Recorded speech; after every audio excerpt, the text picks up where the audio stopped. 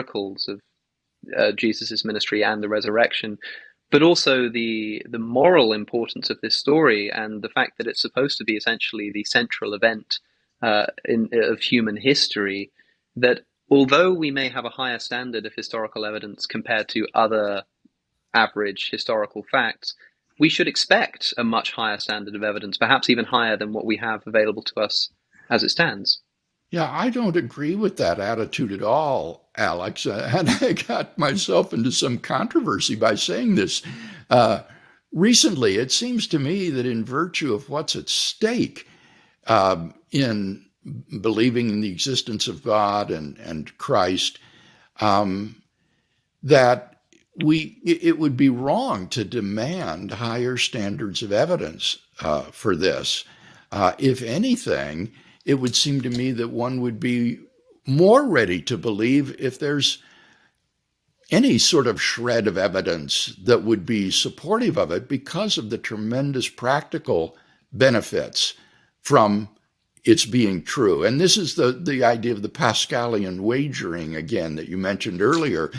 In addition to being epistemically justified in holding a belief, a person could be practically justified in holding a belief. And I think that belief in Christianity can be pragmatically justified in virtue of the great benefits that are to be had if it turns out to be true. You say that, look, this explanation of the historical facts around Jesus's death are best explained by a resurrection when you compare them to the alternatives. But when compared, for an atheist at least, against an explanation that says that there was some divine intervention that led to a man actually rising again from the dead, even though alternative explanations do, I grant you, seem incredibly implausible. Whatever happened on Easter morning, it was weird. I don't know what happened that morning, but whatever happened, it was very, very strange.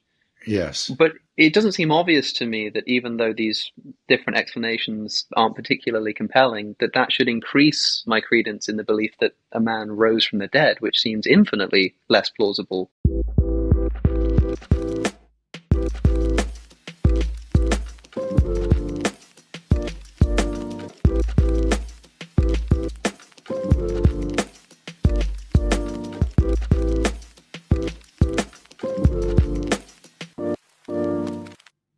Dr. William Lane Craig, thank you so much for joining me again on the podcast. I'm delighted, Alex. Thanks for asking me. It is a pleasure to have you back. I remember our last conversation, I think, went quite well, was received quite well. But I also found, after the fact, information was given to me that apparently, because my name on YouTube is Cosmic Skeptic, upon first hearing about my invitation, you were a little bit hesitant to come on my show because of the name Cosmic Skeptic. Is that true? Yes, I think to be a cosmic skeptic is a dreadful thing to be, just a horrible position. And I understand you've since changed your moniker, isn't that right? Well, it's a little bit complicated because the podcast has a new name and I'm hosting it as Alex O'Connor. Okay. But the Cosmic Skeptic name is a little bit too sentimental for me to give up entirely. It's still my Twitter handle and the main attraction of the channel. But it's an unfortunate byproduct of not seriously thinking through the name that I gave my channel when I first set it up, not realizing that one day I'd be inviting distinguished academics to consider sitting down with me. So I'm glad that you managed to see through that and sit down with me anyway, and to do it again. Well, certainly. And before we begin, Alex, I just want to say how really deeply sorry we were to hear of the passing of Queen Elizabeth. Our condolences go out to all of you folks throughout Great Britain and the Commonwealth. She was a marvelous woman and lived a life of incredible service and dedication to her people, and will be greatly missed. I'm quite happy to hear you say that, especially given that I made a video, which you may or may not know that I made a video very recently, being quite critical of the monarchy and the reaction to the Queen's death. So did you not see that? That's mere coincidence. I did not see it, but I'm something of an Anglophile, having studied in Britain and having roots in Britain, and so we were really grieved to hear of her passing and watched the funeral, and were very moved and inspired by the service of the church, and well as the interment, and then also just of her very bold and frank Christian testimony that she bore. She was a remarkable monarch. Yeah, the British monarchy is in a strange position of still being officially buttressed by a Christian faith, that is the faith of the Church of England in particular, which I find quite strange given that the majority of the United Kingdom have now thrown off that religion, unlike the United States, that the UK is kind of the polar opposite in that it is technically a religious state, but in practice very secular, unlike the United States, which is technically secular, but in practice very religion oriented. I Yes, mean, do I you? think one of the healthiest things for the Christian church in our country has been the separation of church and state, that we do not have a state church. And what that means is that the church, in order to survive, must do so on its own strength without being propped up by the government. And it seems like across Europe, wherever you have a state church, it has suffered seriously and is in a state of decline.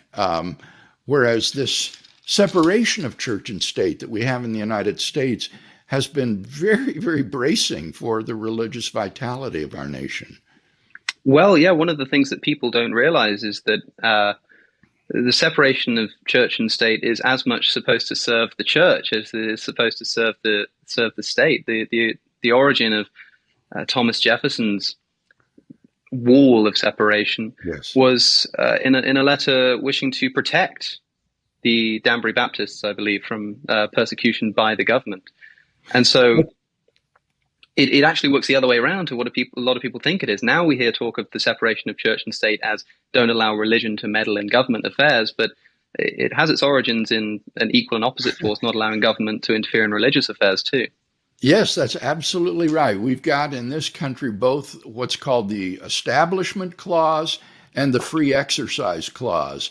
And this guarantees not only that religion doesn't interfere in the government, but that the government cannot infringe upon the free exercise of religion in this country. And that is a precious right, which is often under duress and needs to be defended, but is extremely important. I think you're quite right about that. Yeah, but this is something that's been eroded potentially in more recent years. And by more recent years, I mean the recent history of the United States since the 20th century. The printing of "In God We Trust" onto the currency seems a little bit strange for a secular a nation whose original Yeah. motto was "E pluribus unum." It putting reference to God in the Pledge of Allegiance, things like this. I Yeah. wonder, as a Christian yourself, who will doubtless celebrate the values that are being instilled into these institutions, are you nonetheless hesitant to see them officially embossed in this way in what should otherwise be a Well, that's a secular very nation? interesting question, because I must admit to feeling a degree of discomfort about those very things, because the way in which they're justified is that this kind of civil religion is so general and so innocuous that it becomes virtually meaningless and therefore is not intended to establish religious faith. And to me, securing that kind of expression at the expense of meaninglessness and inconsequentialness is a high price to pay.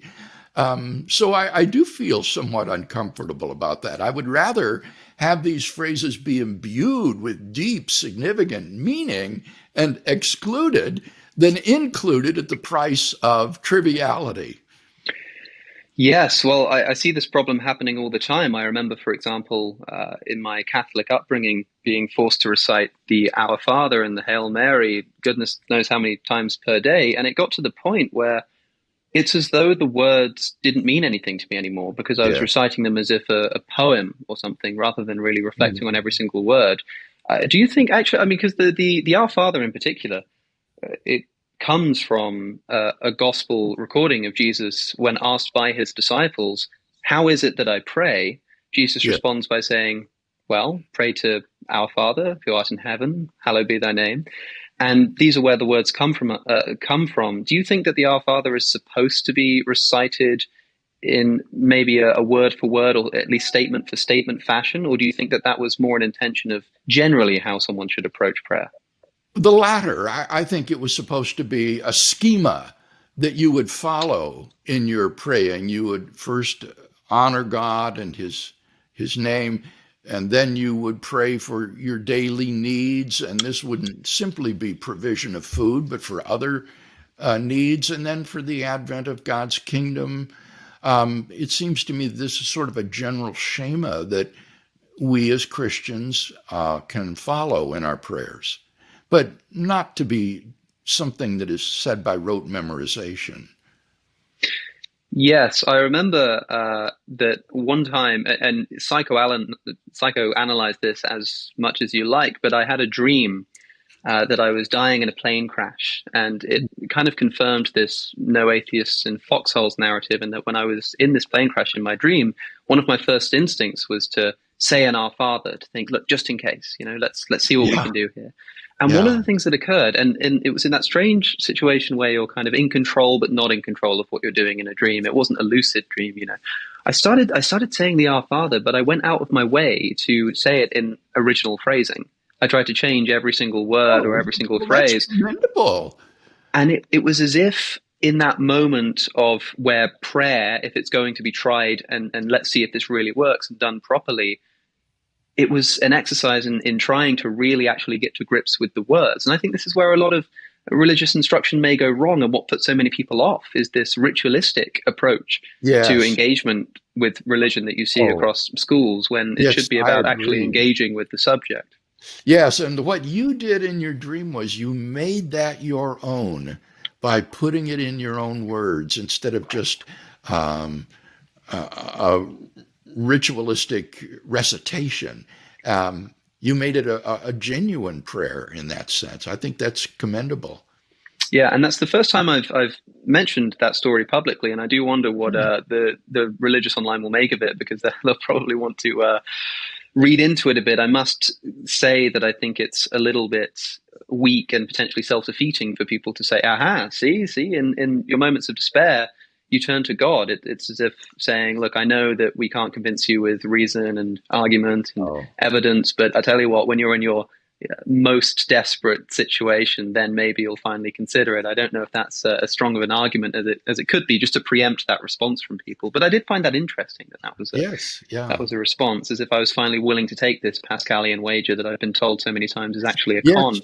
And I wonder what would happen if it weren't simply a dream, but a near death experience. I was recently reading about some of the research done on these near death experiences that people report. And um, there is sometimes a remarkable sense of approaching God or coming near to God that is consistent across these experiences. Yes, I mean, of course, I would, being an atheist, favor an explanation of such experiences that says something like, well, if religion is, from a sociological, psychological perspective, something like an exercise in the denial of death, as terror management theory would have it, that human beings are trying to cope with their position in the universe by essentially inventing stories that aren't really true, that Mhm. this is what we'd expect when people come face to face with death. They'll have a momentary, at least, need to more emphatically reaffirm this death denying aspect of Mm. their culture and their faith. And so it would be no surprise, even on an atheistic account, that people would become more religious. In fact, this is what studies indicate, that when reminded of one's own death, a person becomes more religious. And that's even true if they're an Oh, atheist. They become more religious nonetheless. And there's a religious and an atheist interpretation of why that might be. yeah, I'm not familiar with that, but that's fascinating. It's a fascinating area of study, terror management theory, that says that most of human endeavors are an exercise in trying to ignore or deal with our fear of death. There are lots of really interesting study cases if people are reminded of their own deaths. The most famous example was some judges in Arizona were asked to recommend a bond for a case of solicitation of prostitution, and those who were reminded of their own death gave an average bond of $455, and those who weren't reminded of their own death gave an average bond of $50.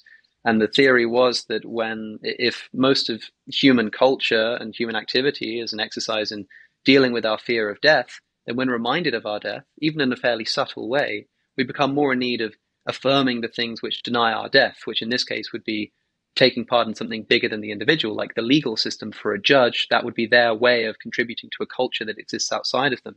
And so Good. religion is sometimes portrayed as the most obvious version of this by literally promising immortality. It's a way to escape from death. That would be my atheistic interpretation of what happened in that dreamy plane. But I who see. knows? Okay. Maybe it was God trying to, you know, tickle me in the shadows or something. I'm not sure. I guess we'll find out one day. I couldn't say. I invited you today, Dr. Craig, to hopefully talk a little bit about the nature of Christianity in particular, given that last time we spoke, we talked about the Kalam cosmological argument, which is a great point of philosophical interest. But at the end of the day, you're not just a theist, but a Christian. And one of the questions I wanted to ask you actually was in regards to this kind of thought that somebody maybe would be compelled to take this Pascalian wager at the moment of their death. And this is the kind of story that you often hear of somebody coming to faith in a moment of emotional necessity. What do you think is a more powerful approach to bringing people to the faith of Christianity? Is it things like trying to prove the historicity of the resurrection, or Oh, more trying to demonstrate what it is that the resurrection is supposed to represent for people emotionally? yeah. Well, I'm sure that if you're talking about evangelistic effectiveness, it would be the latter, because I do think that people tend to make decisions primarily on the basis of emotions rather than on the basis of reason. But having said that, I think that many university educated people are closed to the message of the gospel because they think that it is intellectually uncredible and therefore not something that can be believed by an intelligent person. And so, for that reason, I have tried to present the message of the gospel in the context of giving an intellectual defense of the faith. I doubt that very many people will become Christians because of the arguments, but I think that what the arguments can do is give a person the permission to believe when his heart is moved by the message of the gospel. I see. So when talking to, say, an atheistic crowd, I've seen that in some of your lecture tours. I attended one in person actually when you came to Oh, Oxford just before the pandemic, I think. And you tend to use five arguments, I believe. I'm not sure if this is still your approach, but you'd lay out, I think it must have been the Kalam, the fine tuning, and one of the arguments was the resurrection of Jesus. yes. In those instances, when you're talking to university students who are, yeah, oftentimes going to be predominantly atheists, maybe not in the actual lecture theatre, given the kind of talk that it is, but is your approach here something like, listen to these arguments, they should convince you or compel you at least to move slightly more towards Christianity? Or is it more a sense of, well, let me paint this as an intellectually credible position for you, but actually bringing you to Christianity is going to require something else entirely? Yes, it's the latter. And so if you look at those arguments, Alex, that I present, they begin with great generality. God is the best explanation why anything at all exists rather than nothing. And then it becomes a little bit more specific. God is the best explanation of the origin of the universe. And then still more specific. God is the best explanation of the fine tuning of the universe for intelligent life. And then the moral argument that God is the best explanation for objective moral duties and values in the world, which raises then, of course, the question of our moral culpability before God. And then I end typically with the claim that God can be personally known and experienced. And often I will, if I have time, share here a word of personal testimony from my own experience of coming to Christ. And so it moves from the intellectual to that more personal dimension and attempts to end with a definite personal appeal to people to explore a commitment to Christ and to know him in a personal way. So it's not just an intellectual exercise. I've heard you described as an evidentialist, and I wonder how much this label applies to you in how much weight you put upon the public evidence for Christianity as reason for your belief. There was a letter that Dostoevsky once wrote to a friend of his, and I can't remember who it was, but in writing this letter, he said, and I'm paraphrasing here, but it was just about if I found that all of the facts lay outside of Christ. I'd sooner reject the facts and throw myself with Christ than reject Mm. Christ and throw myself in with the fact. This is something that Dostoevsky wrote, which I think goes unremarked upon in religious analyses of his works. What do you make of an approach like that? Is it something that you're sympathetic to, or do you think that if the evidence points in the other direction, that is what should trump any Oh sort of boy! emotional appeal? Now those are two different questions. Um, I think that a person can be in a situation in which the evidence points in an opposite direction to what is true. Um, we all know situations in which people are presented with misinformation, for example. So I talked to people in the old Soviet Union before the fall of the Iron Curtain about how they managed to stay Christian despite the constant Marxist propaganda that was fed to them by their professors at the university. And for many of these students, they had no recourse intellectually other than simply their personal experience of Christ, which was so real that they would follow it in opposition to the arguments and evidence of their professors. And I think that that is quite legitimate. And for that reason, I'm not an evidentialist in a certain sense of that term. Although I think there is adequate evidence to make it more probable than not that Christian theism is true, I don't think that that sort of evidence and argument is necessary in order for belief in Christ to be rational. I think that on the basis of the personal experience of God himself, that a person can be rational in believing in Christ. And that's that fifth point that I mentioned, that God can be immediately known and experienced. And I think for the person who truly knows God, this is a reality that is such that he will be willing to hold to it even in the face of evidence to the contrary, with the hope, of course, that he will find out that, in fact, that evidence against it was illusory or answerable, and hope to get answers to the objections. So there's a difference between what that is and what you said Dostoevsky believed, that if the facts really were against Christ, he would choose Christ rather than the facts. I think that's impossible, because if the facts are that Christ is not God, that he did not rise from the dead, it would be crazy to believe those things. So we want our beliefs to be aligned with the truth, but in our historical situationness, sometimes people are in situations where they don't have adequate evidence to apprehend the truth. And there we can be thankful that God, through his Holy Spirit, has made an immediate knowledge of God accessible to them.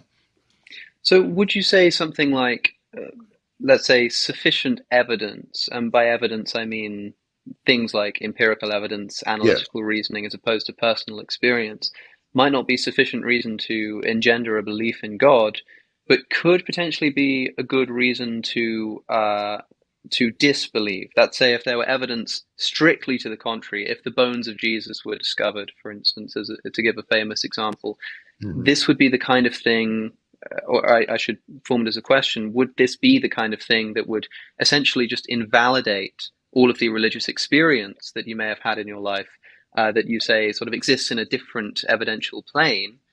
But surely, upon discovering the bones of Jesus, proving that he never rose from the dead and ascended into heaven, this would give you reason to essentially favor this evidence over the personal experience that you've had with God, such that that personal experience becomes invalidated.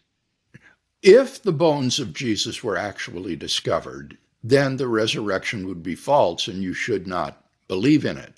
But I think that given um, the uncertainty inherent in archaeological discoveries, we're never going to have evidence that the actual bones of Jesus were found. I think the possibility would always be there to say this is probably not actually his tomb.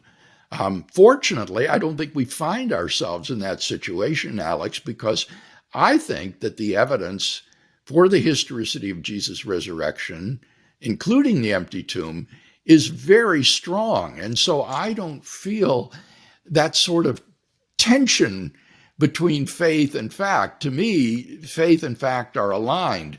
But I do realize that for certain people at certain times and places in history, the evidence and the truth can be out of sync with each other. And again, I refer back to my illustration of students in the old Soviet Union um, who had to persist in faith in spite of the evidence that they had from their professors and teachers. And I think that they were rational to do so. Well, let's see if you might be able to help out a non-resistant non-believer like myself. You say that we're kind of in the opposite situation to the one that I hypothetically described, in that our historical evidence seems to point towards a resurrection of Jesus. And I'm wondering if we can dive into that a little bit. One question All right. is, do you think it's fair to say that we can't prove historically the resurrection of Jesus? That's not the kind of thing that's open to historical proof. Rather, we can only prove historical facts surrounding the resurrection of Jesus and then ask what the best explanation for Mhm. those facts is. Ah, well, I guess I don't see an inherent contradiction between those two things because I think proving that a certain historical hypothesis is the best explanation and is more probable than not is a form of proof. So Hmm. it all depends on how much weight you pack into that word prove.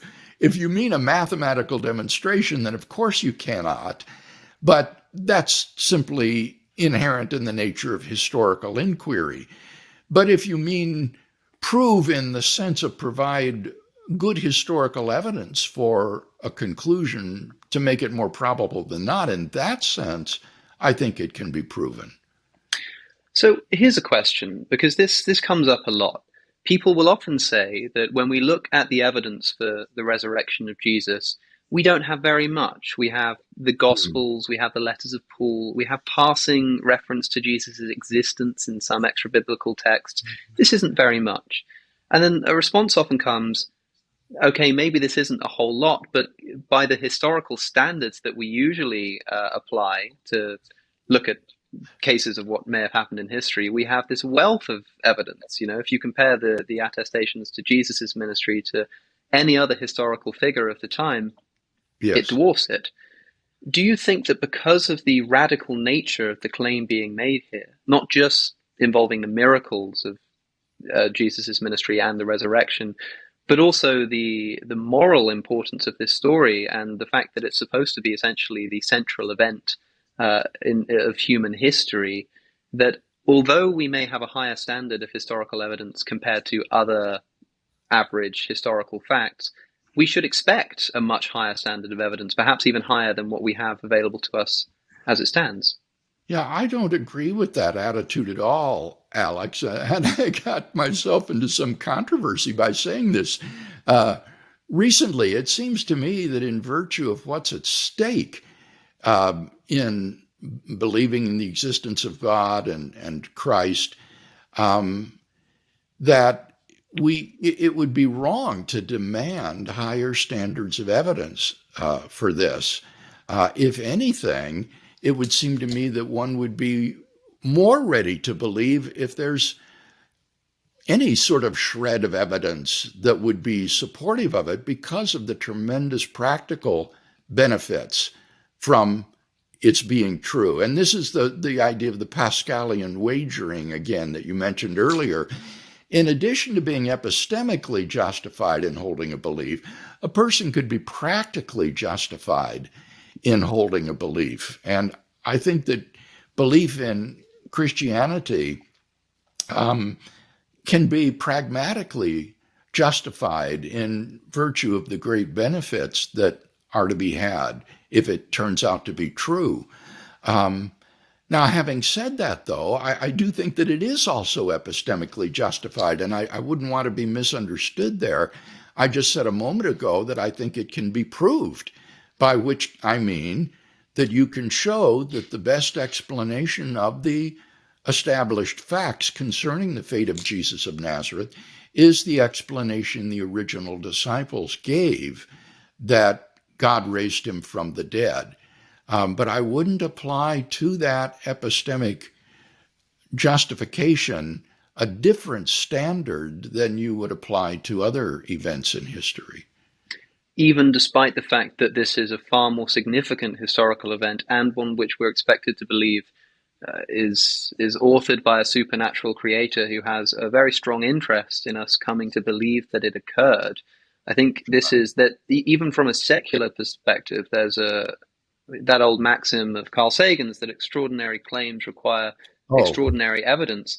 I wonder what you think of that, but that would be true even if it weren't for the fact that the extraordinary claim being made here is one that we're supposed to believe that the omnipotent creator of the universe also wants us desperately to believe, and yet the evidence provided is maybe just about in line, maybe a little bit more of what we'd expect from any average historical analysis into the past. Shouldn't we expect a bit more if God wants us to believe this so badly? This commonsensical slogan that extraordinary events require extraordinary evidence, I think, is demonstrably false. It misunderstands the probability calculus. Events which are extraordinary and therefore highly improbable relative to the background evidence can nevertheless turn out to be highly probable if the evidence on the hypothesis is much more probable than the evidence would be if the hypothesis were false. And so it's just, I think, demonstrably wrong to mouth this slogan that extraordinary events require extraordinary evidence. You can have ordinary evidence that will be sufficient to establish an extraordinary event. What's key will be the ratio between the probability of the evidence on the hypothesis and the probability of the evidence on the negation of the hypothesis. Now, again, in terms of what's at stake, there you get into these pragmatic considerations. I mean, epistemically speaking, you shouldn't raise or lower your epistemic standards based on what's at stake. But if you do think that the pragmatic can encroach on the epistemic, that there can be pragmatic encroachment on the epistemic to either raise or lower the bar for belief, then I think it can go either way. And in the case of Christianity, I would say it would lower the bar because of what's at stake. You don't want to miss out by making the bar too high. And that would be the danger you would run. Let me give you an illustration of pragmatic justification that involves lowering the bar. Suppose you're diagnosed with stage 4 stomach cancer, and you're told that you have only a few more months to live and that it looks pretty hopeless. On the other hand, there is this treatment that you can take that a few people have managed to survive the cancer by doing this treatment. And so you decide to take it. Now, if you go simply by what the epistemic evidence would justify, you would believe that you are not going to survive. You are probably not going to make it. But suppose you also know that people who believe that they will make it are shown to have a better chance of survival than those who are realistic. In that case, you would be pragmatically justified in believing that you're going to make it, because that will increase the chances that you actually will make it. So that would be a case where if you allow the pragmatic to encroach on the epistemic, it would serve to lower the bar to make you pragmatically justified in believing something that you're not epistemically justified in believing. But again, Alex, I want to emphasize, I think that Christianity is epistemically justified, and that the facts that establish the resurrection of Jesus, or that undergird it, I should say, are recognized by the wide majority of New Testament historians, and that when you compare the resurrection hypothesis to the alternative hypotheses, it exceeds those hypotheses in terms of meeting the standards for being the best explanation by head and shoulders. So this is all in one sense sort of academic. It's not the situation in which we actually find ourselves. Yeah, I mean, there's a lot that I want to say about this epistemic bar, but I'm also interested in shelving that to actually talk about some of this evidence. You say that, look, this explanation that of the historical facts around Jesus's death are best explained by a resurrection when you compare them to the alternatives. Mm-hmm. Surely it's quite a difficult thing to do to judge the prior probabilities involved here. For example, one explanation that's sometimes given of the facts around Jesus's death is that the disciples all made it up. The disciples were just flatly lying. Now, this might be a bit of a strange suggestion. Why would people be put to death as the disciples were, to die for something they knew to be true? There are various reasons why it might be a bad explanation that they were all lying.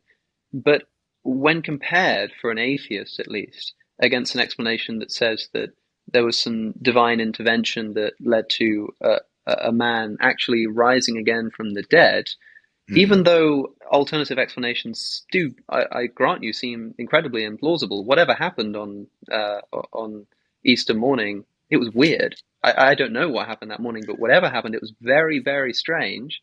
Yes. But it doesn't seem obvious to me that even though these different explanations aren't particularly compelling, that should increase my credence in the belief that a man rose from the dead, which seems infinitely less plausible before, all other things being equal. Yeah, I don't think that there is anything implausible about miracles if God exists. And so in presenting a case for Christianity, I don't lead with the evidence for the resurrection. I lead with those other arguments that give you a theistic context. And if there is a God who created and designed the universe and brought it into existence, then the idea that he might raise someone from the dead is not so implausible. Peter Slezak, an Australian philosopher, in our debate on the resurrection, remarked that for a creator of the universe, the odd resurrection is child's play. And I thought, well, that's really true. So for the atheist who stumbles at the miraculous nature of this explanation, I think he needs to go back to those theistic arguments and review those before coming to the evidence for Jesus' resurrection. Now, I think my listeners will be broadly familiar, so perhaps without going into too much depth, just bullet pointing, what are the Yeah. main points of evidence that you would direct people's attention to say these are reasons to think that a man rose from the dead on Easter morning? Um, First, I would say, what are the facts to be explained? And those would include things like the death of Jesus of Nazareth by Roman crucifixion during Passover around AD 30. Second, his burial or interment in a tomb by a member of the Sanhedrin, the Jewish Sanhedrin named Joseph of Arimathea.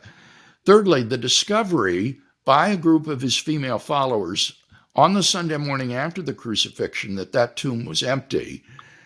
Fourth would be that thereafter various individuals and groups of people experienced appearances of Jesus alive after his death. And then the last one would be that the earliest disciples suddenly and sincerely came to believe that God had raised Jesus from the dead, despite having every predisposition to the contrary. And then I would ask the question, if those are the facts of the case, and the wide majority of scholars agree with all five of those points, then the question is, how do you best explain them? And I can't think of a better explanation than the one that the original disciples gave. When you assess these explanations in terms of the standard criteria for being a good historical explanation, things like explanatory power, explanatory scope, plausibility, degree of ad hocness, consistency with other beliefs, and so on and so forth. Why could the disciples not have been making it up? Well, just take one of the facts that they suddenly and sincerely came to believe that God had raised him from the dead, despite every predisposition to the contrary. You would have to say that that is in fact not a fact. So you would go back to whether or not that is true. And I think that the evidence is that these earliest followers of Jesus did sincerely believe the truth of the message that they proclaimed, and were willing to die for. People don't die for a lie that they have themselves made up. And so I think that it's very, very plausible that these earliest disciples sincerely believed this. Moreover, if they were making it up, they would never have invented something like the resurrection of Jesus, because, as I said, it is completely contrary to every predisposition they had in first century Judaism. In Judaism, the resurrection was never of an isolated person within human history. It was always a general resurrection of all the righteous dead after the end of the world. So the original disciples, confronted with Jesus' crucifixion and death, would not have come to make up a lie about his rising from the dead. They would have at best looked forward to their reunion with him on the day of judgment, when all of the righteous dead would be raised and ushered into the kingdom of God. I think that those who hold to a conspiracy theory are looking at history through a rearview mirror. They don't put themselves in the footsteps of these first century Jews and ask, what would they say after their Messiah was crucified? They would not say, oh, well, God raised him from the dead and he was Messiah after all, because that was completely contrary to Jewish belief. So, as N.T. Wright, the prominent New Testament scholar, has rightly put it, if your favorite Messiah got himself crucified, you basically had two choices. You either go home or you get yourself a new Messiah. But it would have been completely un-Jewish to say that God raised him from the dead and he was the Messiah after all. So I think the conspiracy theory contradicts both the sincerity of the first disciples, as evident from their willingness to suffer and die for what they preached, as well as for the the anachronistic nature of the hypothesis that they made up this belief. What evidence do we have about disciples being put to death for their beliefs? I know that in the Gospels themselves, or in the Bible, I believe only two disciples' deaths are recorded. One of which being the suicide of Judas, and the other being rightly, as you say, due to somebody being a Christian. But I wonder, is there a conversation to be had, for instance, about whether do we know that had they recanted their belief, they would have been saved, for example, because it may have gotten to a point where nothing they could have said would have saved them. And so even if they were making it Right. up, it may have been too late and they go to death anyway. Right. I don't think there's any way to know. But what we do know, I think, from the evidence of the New Testament is that these earliest Christian believers were willing to suffer incredibly in attestation to the truth of what they proclaimed. And some of them, at least, did die, and others were willing to die. And so I think that the sincerity of these earliest Christians is pretty indisputable. Okay, so people don't die for things they know to be false, but people do die for things that they mistakenly think are true but are in fact Right, false. So here's right. theory number two. What if the disciples were simply mistaken in their belief that Jesus had risen from the dead? Perhaps a grief-induced hallucination or something of the sort. Yes, yes. That's a better theory, I think. And unlike the conspiracy theory, the hallucination theory is one that still finds defenders today, whereas the conspiracy theory has been obsolete for well over 100 years. I think there are a number of problems with the hallucination theory. One that I've already alluded to: Jews did not believe in a resurrection of an isolated person within history. So if they were to project hallucinations of Jesus after his death, they would have projected hallucinations of Jesus glorified in heaven, in Abraham's bosom. This is where the righteous dead went to wait until the resurrection at the end of the world. But in that case, it wouldn't have led to belief in Jesus' resurrection, but rather belief in Jesus' assumption or translation into heaven. And in Jewish thinking, these are two very different categories. The assumption of a person is the snatching of that person out of the space-time world into heavenly realms, whereas a resurrection is the raising up of that dead person in the grave in the space-time universe to new life. And they proclaim not the assumption of Jesus, but the resurrection of Jesus. And therefore, I don't think hallucinations are have the adequate explanatory power to account for the belief in the resurrection. Moreover, the hallucination hypothesis doesn't say anything to explain the historicity of the empty tomb. The fact of Jesus' empty tomb was a publicly inspectable fact in Jerusalem, which anyone could verify, including the enemies of the disciples. And therefore, in order to explain the empty tomb, you've got to conjoin to the hallucination hypothesis some independent hypothesis to explain all the evidence. And thus, the hallucination hypothesis is not only defective in explanatory power, it's defective in explanatory scope because it requires some independent hypothesis in conjunction with it to explain the full scope of the evidence. So those are just a couple of problems with the hallucination hypothesis. Yeah, I mean, for example, you'd have to, because people might want to say, well, maybe the disciples just hid the body, but then you're not talking about hallucinations anymore. Now you're talking about deceit. Right, you're back to the conspiracy theory again, that they stole the body and then they lied about the resurrection appearances for some mysterious reason. And as I say, I think that hypothesis is just so implausible in light of the evident sincerity of these men and women, as well as the fact that it's terribly anachronistic, because that's not the sort of lie that a first century Jew would make up when his favorite Messiah got crucified. Now, we've kind of spoken so far as if the reports that we have in the Gospels, and I suppose the letters of Paul, things like this as well, are accurate. We're saying, Yes. well, look, the disciples wouldn't have made this up, or they couldn't have been hallucinating because people could have checked, as if the timeline and the events that we believe happened, we're justified in believing.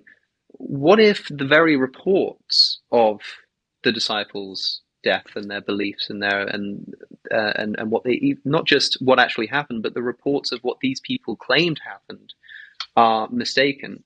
For Yes. example, the only reason that we can believe in group appearances is because of a passing reference that Paul made to the 500 that's not recognized anywhere else.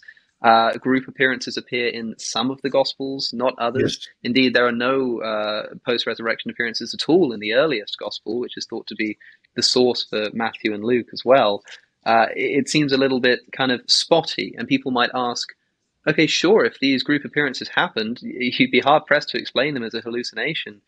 Yeah. But what if the reports are just wrong? Okay. Now, this goes back to that first step, establishing the data to be explained. It seems to me that once you reach the second step, that is to say, what is the best explanation of the facts, then these naturalistic explanations all turn out to be pretty hopeless. They really, really are implausible and don't do the trick. And that's why scholars who don't accept the resurrection hypothesis, generally speaking, don't adopt any of those naturalistic alternatives. Instead, they just embrace agnosticism. They just say what you said, something remarkable happened on Easter morning, but we don't know what it is. So I do think that that second step is the easier step.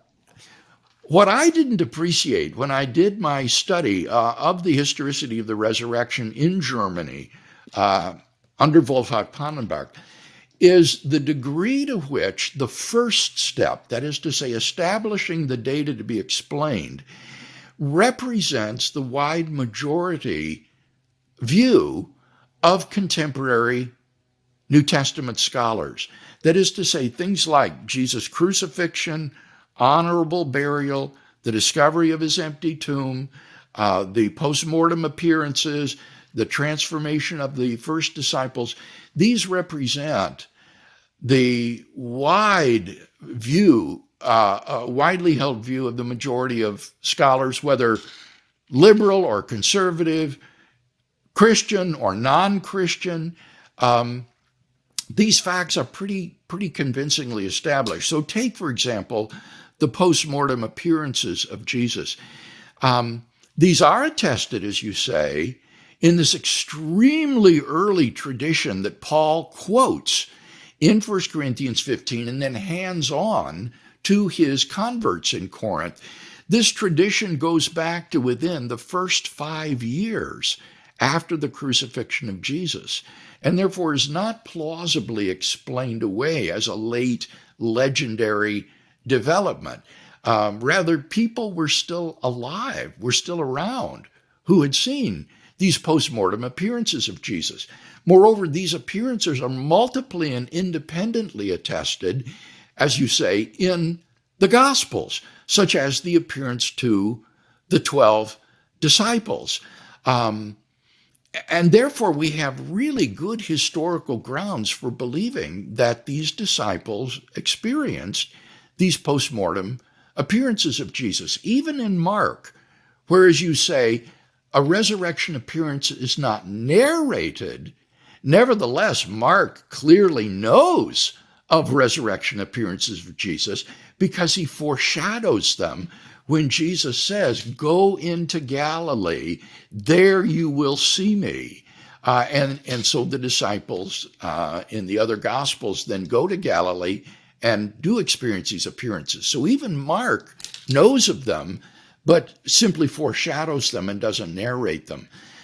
And so, Alex, I'm not kidding. I can't think of any historical Jesus scholar who denies that the original disciples had these post-mortem appearances of Jesus. Even the skeptical critic, John Dominic Crossan, when I debated him on the resurrection of Jesus, I thought perhaps he denied the appearances.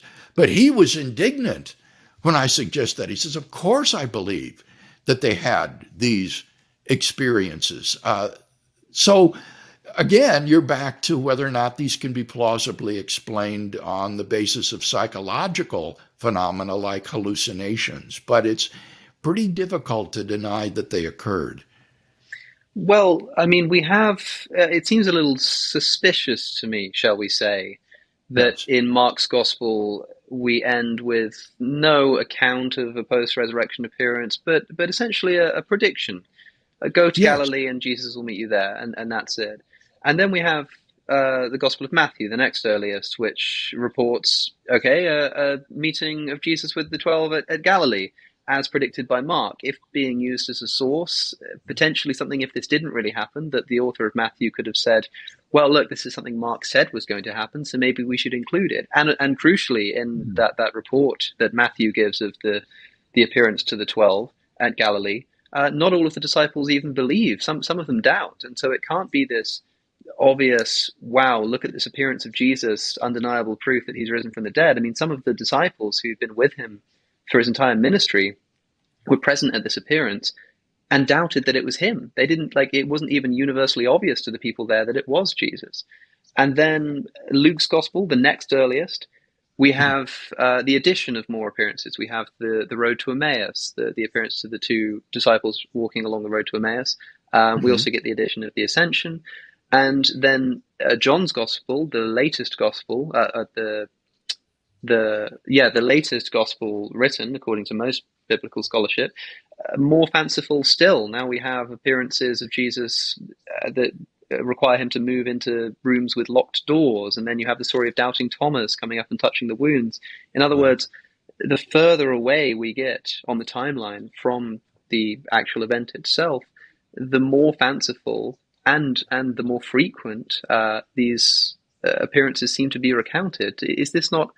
Can you understand the suspicion upon someone reading the Gospels in their historical order might have in thinking that we have this development of what they may suspect is a myth over Yeah, time?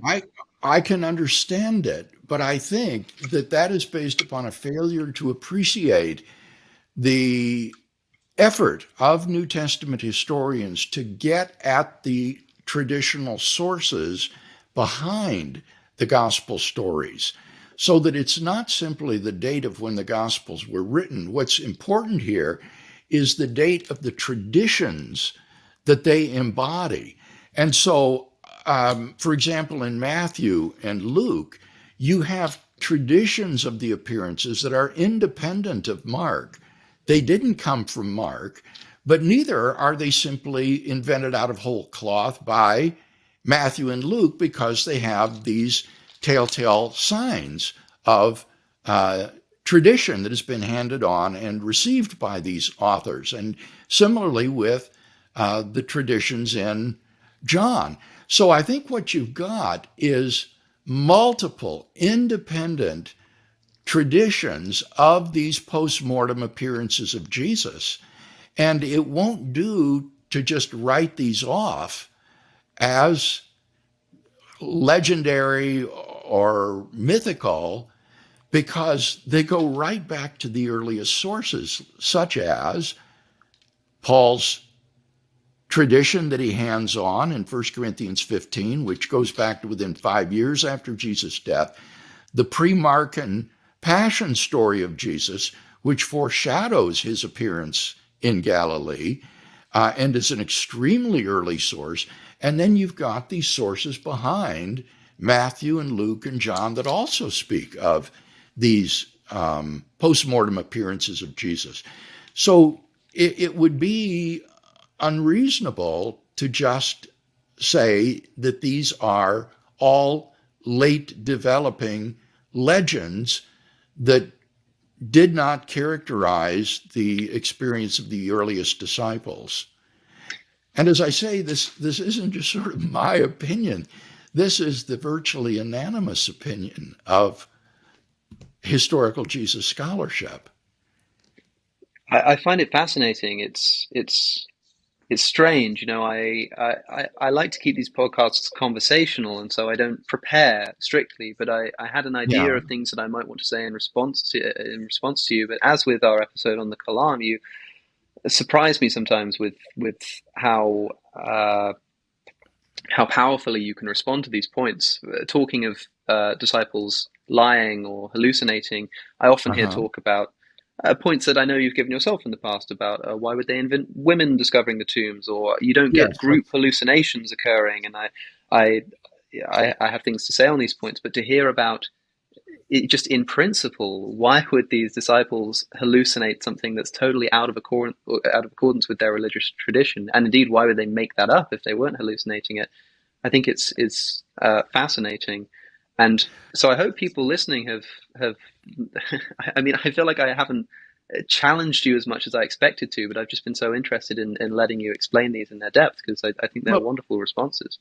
and I appreciate that so much, Alex. This was all new information to me when I did my doctoral work in Munich under Pallenbach. When I went there, I basically thought that the apologetic for the resurrection of Jesus was a sort of Josh McDowell apologetic based on who moved the stone, that kind of thing. Was it conspiracy? Was it hallucination? Was it wrong tomb theory? It was all those naturalistic alternatives to the resurrection. But what I did not know about and what I discovered was this wealth of historical data pertinent to those five facts that I mentioned that call for some sort of explanation. And that is fascinating. If you haven't done so, I'd encourage you to read my account of these in my book, Reasonable Faith, where I lay out multiple lines of evidence in favor of each one of those five facts that has proved convincing to most New Testament scholars today. Yes, well, I did want to end by asking you if you had recommended reading or listening or watching, I suppose, for my viewers. Reasonable Faith will be linked, as I probably would have linked it anyway in the description. I wonder if you have advice not just for reading Christian sources on the historicity of the resurrection, but also if you know of the best skeptical resources from people that you Yes, disagree with that you yes, might I recommend. do. I think that the most powerful negative case that I've ever read concerning the resurrection of Jesus by an esteemed New Testament scholar who's very objective and credible is an essay by Dale Allison on the resurrection of Jesus. I can't remember the exact title. It might be in his book on Jesus' resurrection, but you can find it by looking at Dale Allison. And it is all the more remarkable that for all his skepticism, which I think is excessive, he still comes in the end to affirming the historicity of the empty tomb, the post-mortem appearances, the transformation in the lives of the earliest disciples, those facts that I mentioned. But you will not find anywhere a more critical and objective sifting of the evidence than in Dale Allison's work on the resurrection. Well, I will make sure that that is linked also in the description down below. Dr. Craig, thank you so much for your time. Thank you, Alex. Been a pleasure.